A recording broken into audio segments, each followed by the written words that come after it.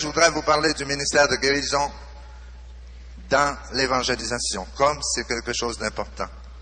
Et il faut qu'on découvre l'importance de ce ministère de guérison. Quand Jésus nous envoie évangéliser, jamais dans l'Évangile, il nous dit tout simplement d'aller évangéliser. Il dit allez évangéliser et guérissez les malades. C'est toujours deux ministères qui vont ensemble.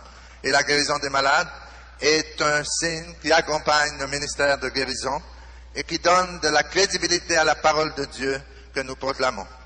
Mais il est important de voir que le Seigneur nous donne, par la puissance de l'Esprit Saint, des signes charismatiques et des signes sacramentels.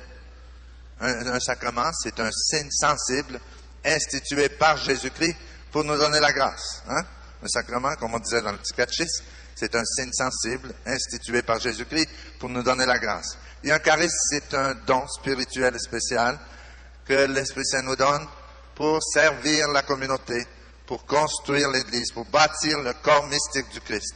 Alors, il en a besoin des deux. On ne peut pas être satisfait avec seulement des signes sacramentels. Et on ne peut pas être satisfait seulement avec des signes charismatiques. Parce que le signe sacramentel, le sacrement, est un don de Dieu pour nous communiquer la vie nouvelle et pour nous faire grandir dans la vie nouvelle. Et les charismes sont des manifestations de l'Esprit Saint pour accompagner l'évangélisation et pour servir nos frères. Saint Paul dit dans l'Épître aux Romains, quand il parle de la prière, nous ne savons pas comment prier pour prier comme il convient. Mais l'Esprit Saint vient en aide à notre faiblesse. Il vient prier en nous en des gémissements ineffables. Ce que Saint Paul dit du charisme de la prière dans l'Esprit Saint vient en aide à notre faiblesse. On peut le dire pour tous les charismes. C'est toujours l'Esprit Saint qui vient prier en nous, qui vient en aide à notre faiblesse. C'est toujours une manifestation de l'Esprit. Mais le charisme de guérison est quelque chose de particulier dans l'évangélisation parce que c'est un signe visible qui secoue notre foi, qui nous aide à accepter l'annonce de la bonne nouvelle. Nous voyons que le secret de Jésus, c'est l'Esprit Saint. Lorsque notre foi dans l'Esprit Saint s'affaiblit, la communauté s'ankylose, se replie sur elle-même et se refroidit. Et le secret de Jésus, c'est l'Esprit Saint, comme nous lisons dans l'Évangile. Jésus rempli de l'Esprit Saint. Jésus est le plus grand des charismatiques, au point qu'on l'appellera le Christ, c'est-à-dire celui qui a reçu l'onction de l'Esprit Saint. Je ne sais pas pourquoi il y a des gens qui ont comme certaines craintes de dire qu'ils sont charismatiques, alors que Jésus est le plus grand des charismatiques. Au début, j'étais comme ça, moi aussi, quand je suis rentré dans le renouveau, comme on faisait rire un peu de nous. Il y a un monsieur qui m'a rencontré à Beauceville, puis il m'a dit, c'est vous qui êtes le père charismatique? J'ai dit, non, moi je suis le père Tardy. On ne voulait pas dire qu'on était charismatique parce qu'il y en a qui riaient de nous. Je me rappelle du curé qui disait, je ne dirais pas que tous les charismatiques sont fous, mais dans ma paroisse, tous les fous sont entrés dans le renouveau charismatique. Et ça compliquait un peu l'histoire. Mais maintenant, on découvre de plus en plus que tous ces charismes-là nous sont donnés pour construire l'Église, pour servir la communauté. Et le charisme de guérison est au cœur de l'Évangile. Quand quelqu'un nous dit qu'il ne veut pas qu'on prie pour les malades dans le ministère, il faut lui dire, bien, relis ton Évangile. L'Évangile est rempli de guérison. Et Jésus nous envoie proclamer l'Évangile. Et si on proclame l'Évangile, il faut bien annoncer les merveilles que Jésus faisait pendant sa vie publique. Il faut bien annoncer les merveilles qu'il fait aujourd'hui. Je me rappelle d'une retraite qui avait eu lieu pas loin d'Ottawa. Et juste au début de la retraite, une dame du village qui était de la haute société est allée s'excuser. Elle a dit, je ne pourrai pas aller à la retraite. J'ai un rendez-vous à Toronto pour me faire opérer. On va me faire une chirurgie plastique pour me relever la figure. Et il faut que j'aille à Toronto. Elle était bien peinée de manquer la retraite. Alors elle est allée à Toronto au lieu d'aller à la retraite. Elle s'est fait opérer pour se faire relever la figure. Mais lorsqu'elle a reçu sa facture, 15 jours plus tard, la face y est tombée. Alors son mari lui a dit, si tu étais venu à la retraite avec nous autres, tu aurais la face à la bonne place. Et c'est ça qu'il faut remettre les choses en place. Et l'Esprit Saint veut nous donner vraiment, produire en nous l'amour, la paix, la joie. Il veut remettre les choses en place. Et dans le ministère de guérison, l'Esprit Saint vraiment guérit, l'Esprit Saint redresse ce qui est courbé, il réchauffe ce qui est refroidi, et il guérit ce qui est malade. Et c'est Jésus, par la puissance de l'Esprit Saint, qui guérit. Je vous disais que Jésus, c'est le plus grand des charismatiques, au point qu'on l'appellera le Christ, c'est-à-dire celui qui a reçu l'onction de l'Esprit Saint. En Jésus, la manifestation de l'Esprit est éclatante. Une force sort de lui. Sa parole est revêtue de puissance. Avec autorité, il appelle, il guérit, il enseigne, il chasse les démons. Et le secret de Jésus est aussi le secret des chrétiens. Jésus nous donne son esprit. Il veut nous remplir de son Esprit Saint dans la mesure où nous accueillons ce baptême dans l'Esprit Saint, cette effusion de l'Esprit Saint. Jésus veut prendre le contrôle de toute notre vie. Mais comme Dieu nous a donné la liberté, il respecte notre liberté. Il ne nous oblige pas. Il y a une motion de l'Esprit Saint en nous qui nous pousse à agir. Mais Dieu respecte notre liberté. Personne jamais n'est obligé ni à prier pour les malades, ni à chanter en langue, ni à donner une prophétie. C'est toujours une motion de l'Esprit Saint en nous qui nous pousse à agir, mais on reste libre. De même, dans le ministère de guérison, hier après-midi, vous avez vu comment le Seigneur nous donne des paroles de connaissance pour annoncer certaines guérisons qu'il fait, mais il ne nous oblige pas. Il y a une poussée intérieure, comme un désir d'annoncer telle chose, mais jamais Dieu nous enlève notre liberté. Il nous a donné la liberté, il respecte notre liberté. Et dans la mesure où nous allons mettre notre vie dans les mains de l'Esprit Saint, dans la mesure où nous allons laisser agir l'Esprit Saint en nous, nous allons pouvoir faire des choses que nous n'aurions jamais rêvé de faire dans notre vie parce que c'est l'Esprit Saint qui passe en nous à travers tous ces charismes. Alors les signes sacramentels nous sont donnés, les sacrements, pour nous communiquer la grâce, la vie divine, la vie nouvelle. Et au baptême, nous recevons la grâce. Nous recevons cette grâce de devenir enfants de Dieu, temple vivant de l'Esprit Saint, héritier du ciel. Et dans les autres sacrements, nous recevons une augmentation de la grâce en nous. Nous recevons cette grâce de Dieu avec de plus en plus d'abondance. Et si nous avons perdu l'amitié de Dieu dans le péché, au sacrement de la réconciliation, nous recevons de nouveau cette vie divine. Alors, tous les signes sacramentels sont nécessaires pour notre croissance dans la vie chrétienne. Mais l'Esprit Saint agit aussi dans les sacrements. C'est le même Esprit Saint qui agit dans les sacrements et qui agit par les charismes. Et dans les charismes, l'Esprit Saint nous donne une force nouvelle pour mieux servir la communauté. C'est le mérite de l'actuel renouveau charismatique de nous avoir aidé à relire les Actes des Apôtres, non comme un texte, mais comme un appel à entrer dans l'expérience de l'Esprit. Et le renouveau charismatique, c'est la redécouverte expérimentale de la puissance de l'Esprit Saint. Redécouvrir d'une façon expérimentale, en faire l'expérience personnelle de la puissance de l'Esprit Saint dans nos vies et dans l'Église, pour évangéliser, pour vivre l'Évangile et pour être témoin de Jésus ressuscité partout à travers le monde. Ce renouveau charismatique, c'est la redécouverte de la puissance de l'Esprit Saint dans nos vies. Et plus nous allons nous ouvrir à cette puissance de l'Esprit Saint, plus nous pourrons servir avec beaucoup de fruits notre communauté. Pour que l'Esprit Saint puisse agir en nous et à travers nous, l'accueil des charismes revêt une grande importance. Pour cela, il nous faut entrer dans un dépouillement de nos conceptions et de nos projets. Nous mettre à l'écoute et devenir humbles. La vie dans l'esprit, nous l'accueillons progressivement, au fur et à mesure que des espaces nouveaux s'ouvrent à Dieu dans nos vies. Et cette vie nouvelle veut faire de nous des apôtres du Christ pour un monde nouveau. L'apôtre qui veut laisser l'œuvre de Dieu s'accomplir en lui et à travers lui, et qui accepte d'être un médiateur entre Dieu et ses frères, ne peut qu'invoquer l'Esprit Saint sur sa faiblesse, sur sa radicale impuissance à enfanter le Christ dans les cœurs et dans le monde. Et c'est ici qu'interviennent les charismes. Dans la mesure où ces chrétiens sont habités et saisis par l'Esprit Saint, voilà que leurs paroles, leurs gestes, leurs intuitions, les mouvements de leur cœur deviennent porteurs de l'Esprit. Si leur cœur est dépossédé de lui-même, que la source d'eau vive est libérée en eux, voilà qu'ils deviennent des personnalités charismatiques. Comme si on avait une source dans la montagne Et l'eau ne peut pas jaillir parce que cette source est bouchée par un tas de sable, et on arrive avec un bâton et on enlève le sable, et l'eau commence à jaillir et à descendre. Bien, c'est un peu ça. L'Esprit Saint en nous, c'est une source d'eau vive qui peut jaillir, mais il faut le laisser agir en nous. Et si notre respect humain, si notre vanité, notre peur du qu'en dira-t-on nous empêche d'agir, alors l'Esprit Saint ne peut pas se manifester. L'Esprit Saint est en nous avec tous ses dons et tous ses charismes. Et chez certains, il manifeste le charisme de la vie religieuse. Chez d'autres, il manifeste le charisme de prophétie. Chez d'autres, le charisme de pasteur. C'est comme si on avait une lumière, et devant cette lumière, on met un prisme.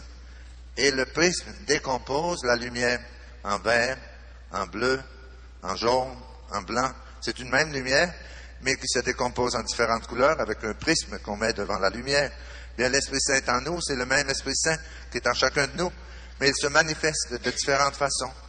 Dans l'un, il se manifeste par le charisme de guérison, dans un autre par le charisme de prophétie, dans un autre, il se manifeste par le charisme de la vie religieuse, dans le pape, l'Esprit Saint se manifeste par le charisme de l'infaillibilité pontificale, et c'est le seul homme sur la terre qui a le charisme de l'infaillibilité, parce que Jésus a dit à Pierre, tu es Pierre, et sur cette pierre, je bâtirai mon église, et les portes de l'enfer ne prévaudront pas contre elle. Et Jésus a donné à Pierre le charisme de l'infaillibilité. Et le pape a toujours ce charisme de l'infaillibilité. Lorsqu'il proclame un dogme de foi, il ne peut pas se tromper. Mais voici que si le pape renonçait à sa charge de souverain pontife, pour une raison de maladie, par exemple, comme c'est déjà arrivé dans l'histoire de l'Église, et que les cardinaux nomment un autre souverain pontife, alors celui qui est aujourd'hui Jean-Paul II perdrait le charisme de l'infaillibilité, et celui qui aurait ce charisme ensuite, ça serait le nouveau souverain pontife, le nouveau pape. Ça, c'est un signe qu'un charisme peut se perdre. Un charisme accompagne un ministère, un charisme accompagne une mission, et si je n'ai plus la mission, je n'ai pas besoin du charisme.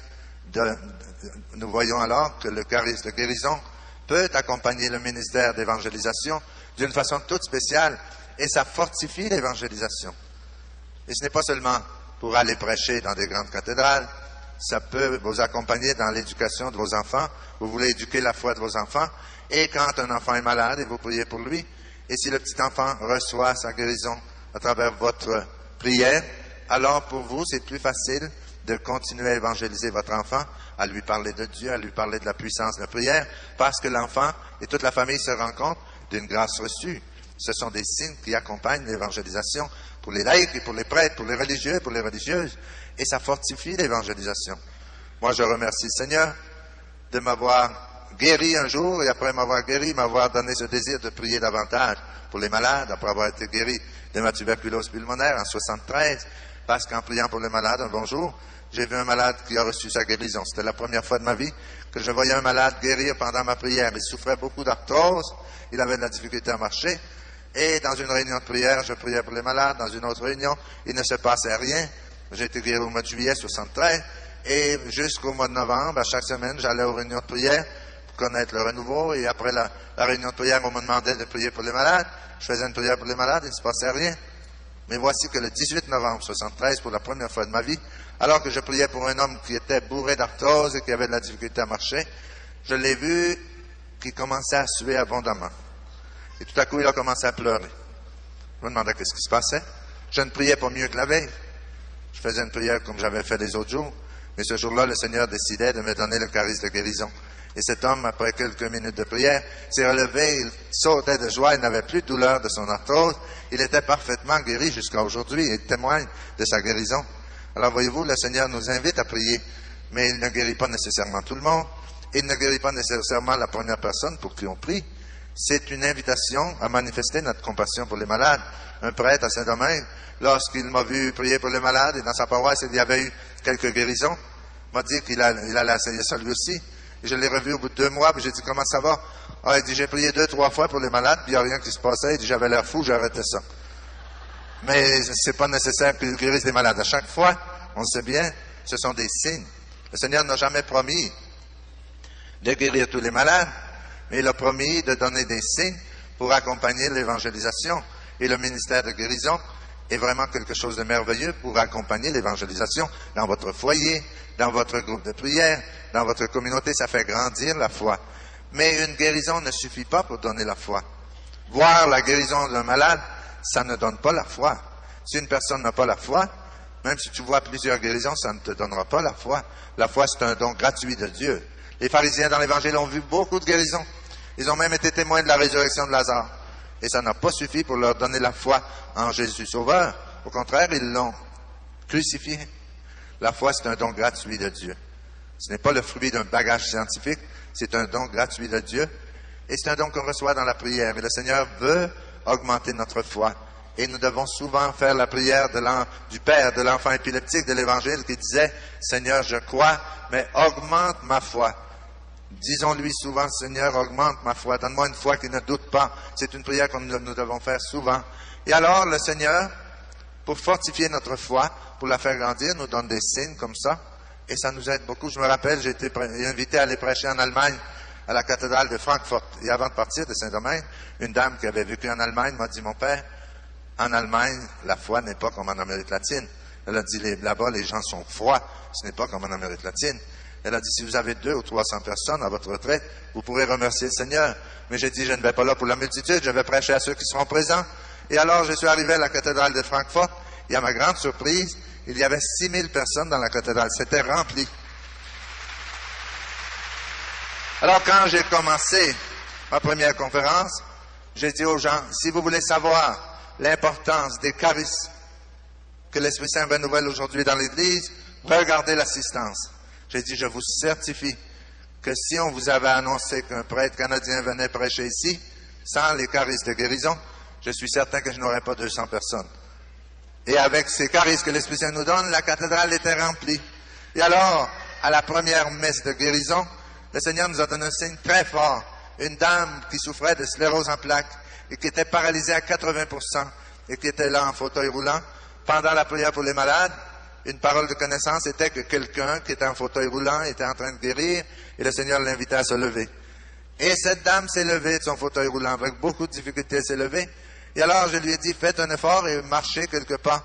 Et là, elle a posé un geste de foi, elle a fait un pas, un autre, et elle a commencé à marcher seule. Et elle est venue jusqu'au micro à l'hôtel. Et le prêtre qui me traduisait en allemand, c'était le curé de cette dame-là. Il la connaissait très bien. Il était allé souvent lui porter la communion. Et quand il a vu cette dame qui marchait seule, le curé s'est mis à pleurer. Moi, j'ai dit, le Seigneur est capable de faire pleurer même les curés. C'est fantastique.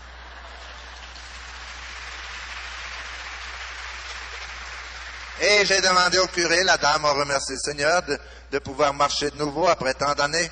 Et j'ai demandé au curé, vous me donnerez des nouvelles de cette guérison.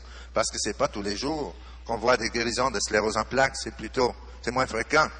Et le curé m'a écrit à Noël, la dame a été guérie en novembre. À Noël, il m'a dit, sa guérison est parfaite, 100%, et les médecins sont étonnés. Ils ne peuvent pas expliquer ce qui s'est passé. Mais nous pouvons l'expliquer. Et moi, je sais, ce qui s'est passé, c'est que Jésus est vivant, et il peut guérir de la sclérose en plaques. C'est le même Jésus qui a ressuscité Lazare du tombeau.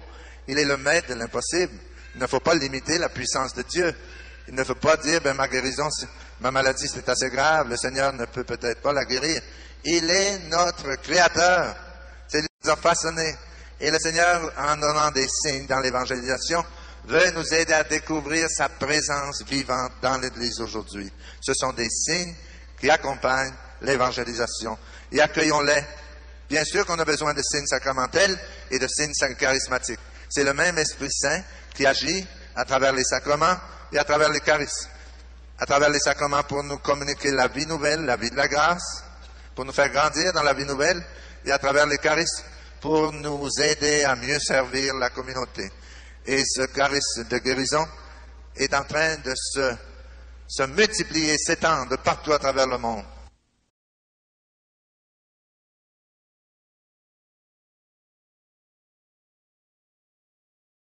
Il y a parfois des gens qui pensent qu'avec les charismes, on n'a plus besoin de sacrements. Et il y a des gens, des catholiques, qui croient qu'avec les sacrements, on n'a pas besoin de charisme. Mais c'est le même Esprit Saint qui agit dans les sacrements. Tous les sacrements sont reçus dans la puissance de l'Esprit Saint. Nous sommes baptisés au nom du Père et du Fils et du Saint-Esprit. La consécration se fait avec la puissance de l'Esprit Saint. La confirmation, dans tous les sacrements, c'est l'Esprit Saint qui agit.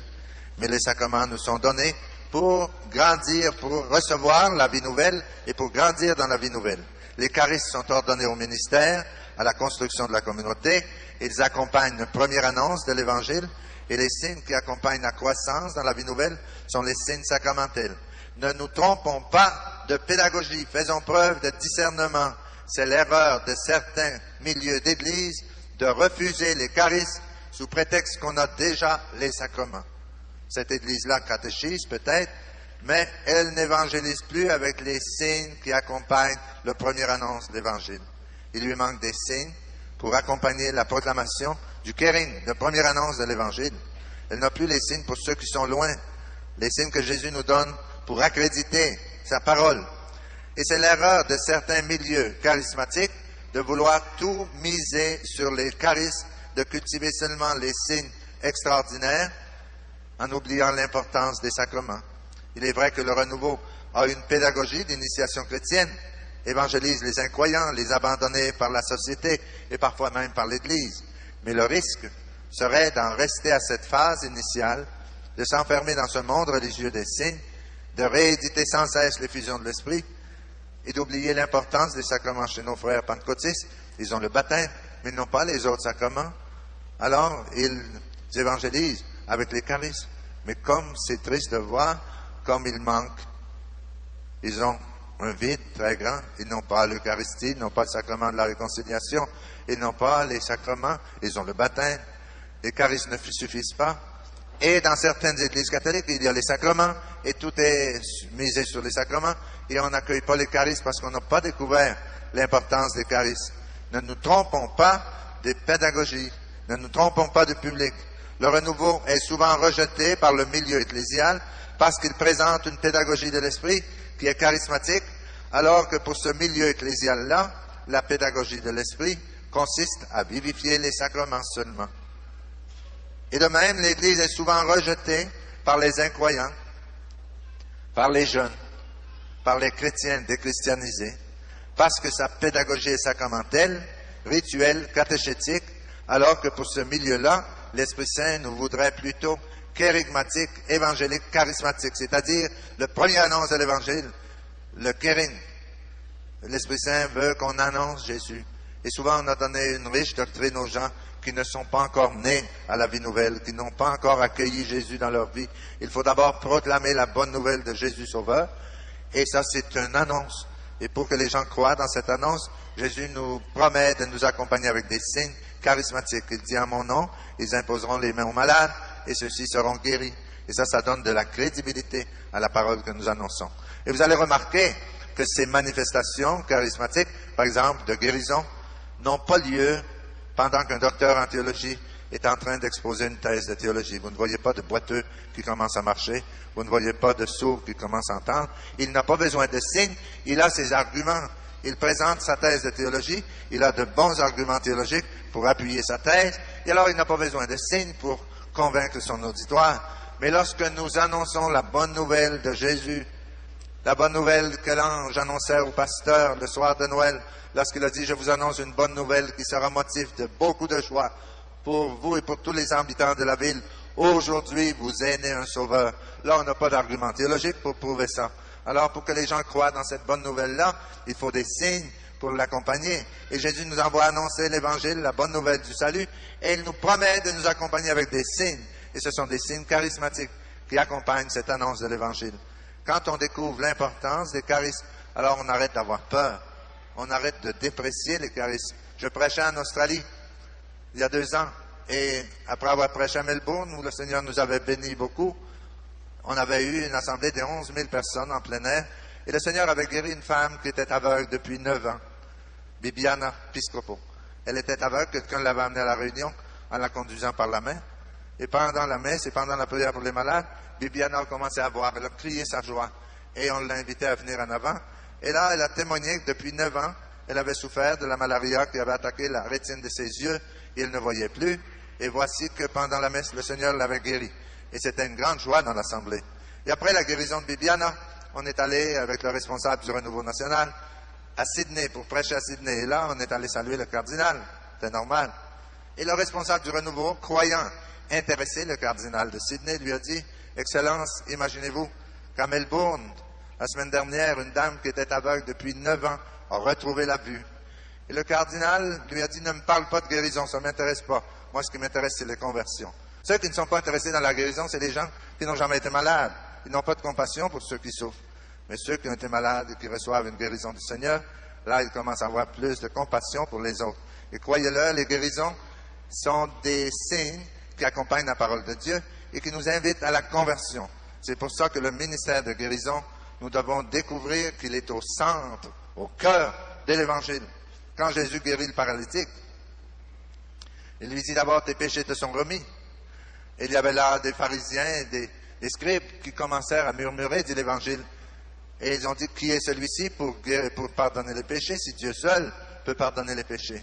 Et alors Jésus a dit une parole très lumineuse qui nous aide à comprendre l'importance du ministère de guérison dans l'évangélisation. Quand Jésus a dit, qu'est-ce qui est plus facile de dire à cet homme, tes péchés te sont remis, ou lui dire, lève-toi, prends ton grabat et marche?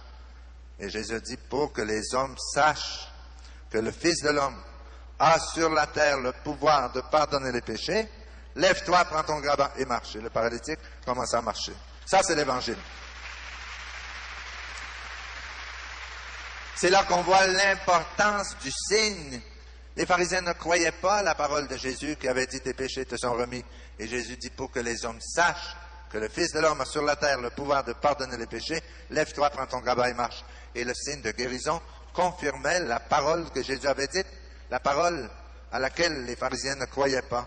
Alors, je vous disais que le renouveau est souvent rejeté par le milieu ecclésial et par certains prêtres parce qu'il présente une pédagogie de l'esprit qui est charismatique, alors que pour eux, l'important, c'est les sacrements.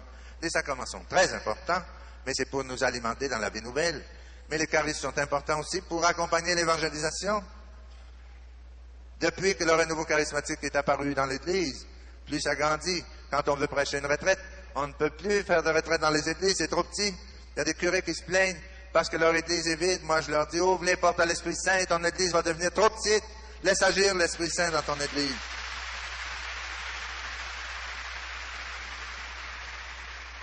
C'est entendu, on est obligé d'envahir les stades pour nos retraites parce que nos églises, même l'oratoire Saint-Joseph, étaient trop petites pour cette fois-ci, imaginez. Ça, c'est un signe pour les prêtres qui n'ont pas encore découvert l'importance du renouveau charismatique. Ça les fatigue de nous voir nous réunir avec toutes ces foules-là. Et quand ils arrivent à la messe du dimanche et leur église n'est pas à moitié, mais j'espère que ça va les fatiguer assez pour qu'ils découvrent ce qui manque. Ce qui leur manque, c'est de laisser agir l'Esprit Saint dans leur église. Je me rappelle, l'an dernier, je prêchais au Brésil et à Sao Paulo, il y avait une conférence nationale des évêques du Brésil. Ils étaient réunis pour une semaine. Et le thème de leur réunion, c'était quoi faire pour arrêter les catholiques de s'en aller aux églises pentecôtistes. Au Brésil, il y a beaucoup de catholiques qui passent à l'église pentecôtiste. Et c'était le thème de la réunion. Et moi, j'ai dit à l'un d'eux, il me semble qu'on n'a pas besoin d'une réunion d'une semaine là-dessus. Vous n'avez qu'à ouvrir vos églises aux manifestations de l'Esprit Saint. Et les catholiques ne s'en iront pas chez les pentecôtistes, ils vont rester chez vous. Mais si vous parlez seulement de la théologie de la libération et de la politique et des problèmes d'injustice sociale, les catholiques se fatiguent d'entendre parler tellement de ces choses-là. Ils veulent entendre parler de Jésus. Ils veulent connaître Jésus. Il y en a qui changent à cause de ça. On le sait qu'il y a des injustices. On le sait qu'il y a des injustices, mais c'est pas ça la bonne nouvelle. La bonne nouvelle, c'est que Jésus est venu pour nous aider à bâtir la justice. Il faut connaître Jésus, il faut connaître son évangile, et alors, peu à peu, les injustices vont disparaître, peu à peu. On n'a pas besoin de discuter longtemps. L'Esprit Saint est là, il veut nous aider à évangéliser. C'est lui qui va remplir nos églises. C'est l'Esprit Saint qui est l'âme de l'évangélisation. Alors, pour accueillir les charismes, pour les exercer, il faut mourir à nous-mêmes. Notre réputation, c'est pas important, il faut la donner à Jésus. On se fera critiquer, comme on s'est fait critiquer, par exemple, il y a quelques années au stade. Qu'est-ce que ça fait? Il y a un prêtre qui disait, le Père Tardy ne voudra plus jamais prêcher à Montréal, après ce qu'ils ont dit après la réunion du forum. Mais pourquoi avoir arrêté de prêcher si on est ici pour proclamer Jésus? Que les bien faire, il y a un proverbe français que j'aime beaucoup qui dit, bien faire et laisser brère. Et c'est ça qu'il faut faire. Bien faire et laisser brère. Parce que le Seigneur nous invite tous à accueillir les manifestations de l'Esprit Saint, à accueillir les manifestations de l'Esprit Saint et à être docile à l'action de l'Esprit Saint. Et dans le ministère de guérison, rappelez-vous, c'est pas seulement pour un prêtre ou une religieuse, c'est pour tous les baptisés, c'est pour tous les chrétiens que l'Esprit Saint peut passer à travers vous pour guérir vos petits-enfants, pour guérir dans votre groupe de prière et pour vous aider à évangéliser. Alors essayons de bien capter la pédagogie de Dieu. Ne soyons pas des fanatiques du charisme, ni des fanatiques des sacrements. Il y a un temps pour chaque chose, une pastorale pour chaque public. Ouvrons-nous pleinement à la vie charismatique et à la vie sacramentelle. C'est le même Esprit Saint qui agit sous des formes différentes, selon les besoins des personnes et des communautés. Frères et sœurs, nous avons voulu ce soir célébrer l'Eucharistie avec la liturgie du Saint-Sacrement pour nous rappeler tous ensemble l'importance de l'Eucharistie. C'est par l'Eucharistie que va se renouveler l'Église. Parce que l'Eucharistie, c'est Jésus de Nazareth, ressuscité, vivant et vrai. Ce n'est pas autre chose. Ce n'est pas une présence symbolique de Jésus que nous avons dans l'hostie sainte que nous avons acclamée cet après-midi. C'est une présence réelle. Saint Augustin disait un jour, Dieu est tout-puissant et il pourrait créer 1000 mondes encore plus grands, encore plus beaux que le monde actuel. Mais malgré toute sa puissance et toute sa majesté, Dieu ne peut rien faire de plus grand que l'Eucharistie. Parce que l'Eucharistie, c'est Jésus ressuscité. Et après la consécration à la messe, le prêtre dit, voici le mystère de notre foi. C'est le grand mystère de l'amour de Dieu qui a voulu demeurer au milieu de nous comme pain vivant descendu du ciel. Et quand Jésus préparait ses apôtres pour cette grande manifestation de l'amour de Dieu, la première année de sa vie publique, quelques jours avant la Pâque des Juifs, Jésus a fait son premier miracle en changeant l'eau en vin à Cana de Galilée. C'était quelques jours avant la Pâque des Juifs. C'était son premier miracle. Et Saint Jean dit dans l'Évangile, et Jésus manifesta sa gloire et ses disciples crurent en lui. Il manifesta sa gloire en changeant l'eau en vin et il a fait grandir la foi de ses disciples. Et la deuxième année de sa vie publique, au même temps, encore quelques jours avant la Pâque des Juifs, Jésus a fait le grand miracle de la multiplication des pains. Avec 5 pains et 2 poissons, il a donné à manger à plus de 5000 personnes et tous ont mangé à satiété. Et ensuite, Jésus a envoyé ses apôtres recueillir les morceaux de pain qui restaient et les 12 apôtres sont partis avec leurs petits paniers et les 12 ont rempli leurs paniers de morceaux de pain qui restaient. 12 paniers de pain sont restés. Et là, Jésus préparait le cœur de ses disciples pour les aider à accueillir le plus grand de ces miracles. Et au cours de l'année, dans une prédication, il leur a dit, je vous donnerai ma chair à manger et mon sang à boire. Et ça a été la grande épreuve pour la foi de ses disciples. Il y en a qui avaient cru en Jésus jusqu'à ce jour-là. Mais à partir de ce jour-là, il y en a tout un groupe qui s'est éloigné de Jésus. Ils trouvaient que c'était trop fort. Quand Jésus a dit, je vous donnerai ma chair à manger et mon sang à boire, il y en a qui sont partis.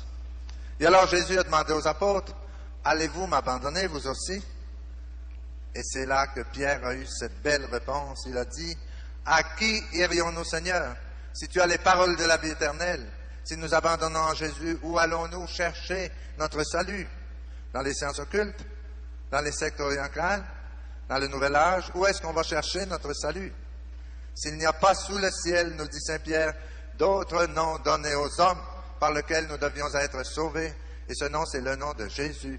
Et au nom de Jésus, tout genou fléchit au ciel, sur la terre et dans les enfers. Et toute langue proclame que Jésus est Seigneur pour la gloire de Dieu le Père. Et nous aussi, nous devons le proclamer. Et Jésus est présent dans l'Eucharistie. Il est le Seigneur de son Église. Il est le Sauveur. Et il nous dit, je suis le chemin, la vérité et la vie. Personne ne va au Père sinon par moi. Il n'y a pas d'autre chemin. Il n'y a pas sous le ciel d'autre nom donné aux hommes par lequel nous devions être sauvés. Et alors Pierre a fait cette profession de foi. À qui irions-nous, Seigneur, si tu as les paroles de la vie éternelle? Et la troisième année de sa vie publique, encore à la même date, 3 jours avant la Pâque des Juifs, le jeudi saint à la dernière scène, Jésus a pris le pain et le vin. Il avait préparé ce grand miracle en préparant le cœur de ses disciples avec l'eau changée en vin et avec la multiplication des pains. Et alors il a pris le pain, il le bénit, Il le rompit et le donna à ses disciples en disant, « Prenez et mangez-en tous, ceci est mon corps. » Il a pris la coupe de vin, il l'a béni, il dit, « Prenez et buvez-en tous, ceci est la coupe de mon sang, le sang de la nouvelle et éternelle alliance, qui sera versé pour vous et pour la multitude, pour la rémission des péchés. » C'est là que Jésus a fait son plus grand miracle en changeant le pain et le vin en son corps et en son sang. Et il a dit à ses apôtres, « Faites ceci en mémoire de moi. » Il donnait à ses apôtres ce pouvoir extraordinaire de transformer le pain et le vin en son corps et en son sang. Et c'est ça que nous célébrons ce soir. C'est en mémoire de Jésus qui est mort et qui est ressuscité et qui nous a donné son esprit que nous pouvons ce soir célébrer cette Eucharistie. Et l'Eucharistie est vraiment un sacrement de guérison. C'est un sacrement extraordinaire. C'est la grande manifestation de l'amour de Dieu. Et nous croyons à la présence réelle de Jésus dans l'Eucharistie parce que nous croyons dans la parole de Jésus, parce que nous savons que Jésus est la vérité, il ne peut pas nous tromper. Mais pour aider notre manque de foi, au cours des siècles, Jésus a multiplié les signes et les prodiges pour nous aider à croire dans la réalité de l'Eucharistie. Il a multiplié des signes partout à travers le monde. Nous voyons dans l'histoire de l'Église des manifestations prodigieuses autour de l'Eucharistie. Et dans ce ministère de guérison, nous voyons que c'est surtout avec la présence de l'Eucharistie que nous avons de grandes bénédictions. C'est Jésus qui est présent dans l'Eucharistie et c'est lui qui bénit les malades. Bien sûr qu'il donne ce charisme de guérison par la puissance de son esprit, ou il agit aussi par la puissance de son esprit. Mais personnellement, j'ai vu plus de guérison dans la célébration de l'Eucharistie, ou avec le Saint-Sacrement exposé sur l'autel, ou pendant la procession avec le Saint-Sacrement, que dans les autres rencontres. Le Seigneur veut nous aider à croire qu'il est réellement là, présent dans l'Eucharistie. Quand nous lisons l'histoire de Lourdes, du sanctuaire marial de Lourdes, nous voyons que les plus belles guérisons à Lourdes, au cours de toutes ces années, depuis l'apparition de la Vierge Immaculée, ont eu lieu surtout durant la procession avec le Saint-Sacrement. Et aujourd'hui, pendant la procession avec le Saint-Sacrement, nous savons qu'il y a des gens qui ont reçu leur guérison pendant le passage de Jésus présent dans l'Eucharistie. Il passait sur les chemins de Galilée, il bénissait les malades, il guérissait beaucoup de malades, et il continue à passer en faisant le bien. Et Jésus ne guérit pas les malades seulement pour nous redonner la santé physique. Dans beaucoup de cas, cette guérison va beaucoup plus loin. Il y a des gens qui reçoivent une guérison physique, et cette guérison physique les interpelle et les appelle à vivre une vie de foi plus profonde, une vie de prière. Il y a des conversions qui commencent avec une guérison physique. Il y a des conversions qui commencent avec une guérison intérieure. Le Seigneur est le Seigneur de son Église et il agit avec la puissance de son amour. Et quand il touche les corps, il touche aussi les cœurs. Je me rappelle que l'an dernier, à Miami, nous avions un congrès marial où je prêchais avec le père Slavsko de Medjugorje. Et nous avions, dans un grand amphithéâtre au Hyatt Hotel, nous avions 5000 personnes réunies pour un congrès marial de 3 jours, où on a commenté les messages de la Vierge de Medjugorje, la Reine de la Paix, où nous avons commenté l'importance de la prière et du jeûne pour la paix dans le monde. Et voici que, durant ce congrès, nous avons eu aussi une Eucharistie pour les malades, comme nous avons ce soir. Et il y avait parmi les nombreux malades qui nous accompagnaient, un homme qui s'appelait Carlos, qui avait une tumeur cancéreuse au cerveau. Et cette tumeur, très forte, très avancée, avait causé chez lui la paralysie. Il ne pouvait plus marcher seul. Et ça avait causé la cécité. Il avait perdu la vision. Et depuis quelques semaines, il était devenu sourd. Cette tumeur l'affectait péniblement. Et son épouse l'avait amené à la messe des malades dans un fauteuil roulant. Et Carlos ne voyait pas, il n'entendait plus, il ne marchait pas seul. Et son épouse l'a amené à la messe. Et pendant la célébration de l'Eucharistie pour les malades, le Seigneur a manifesté sa gloire d'une façon extraordinaire. Carlos a commencé à voir de nouveau. Il était très content. Il a dit, je commence à voir de nouveau. Et au cours de la veillée, le même soir, il commençait à entendre. Alors c'était la joie dans la maison. Et au cours de la semaine, Carlos a recommencé à marcher. Et le Seigneur a guéri cette tumeur cancéreuse complètement au cours du mois suivant. C'était en avril. Et Carlos a commencé à donner son témoignage. Mais son témoignage était très fort parce que non seulement il racontait sa guérison physique, mais il nous racontait dans son témoignage qu'avant d'être malade, lui n'était pas baptisé. Il était un homme d'Amérique latine qui n'avait pas eu une famille chrétienne pour l'orienter et il n'avait pas reçu le baptême. Et après sa guérison, son premier souci avec le désir de son épouse aussi, ça a été de se préparer pour recevoir le sacrement du baptême. Ils ont eu une belle fête, un groupe de charismatiques, du groupe de prière où participait son épouse, et Carlos a reçu le sacrement du baptême. Et ensuite, il a reçu le sacrement de la confirmation.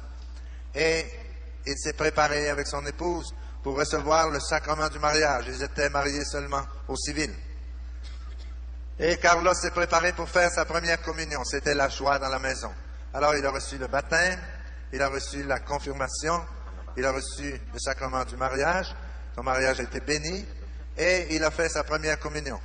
Et il témoignait dans beaucoup de groupes de prière.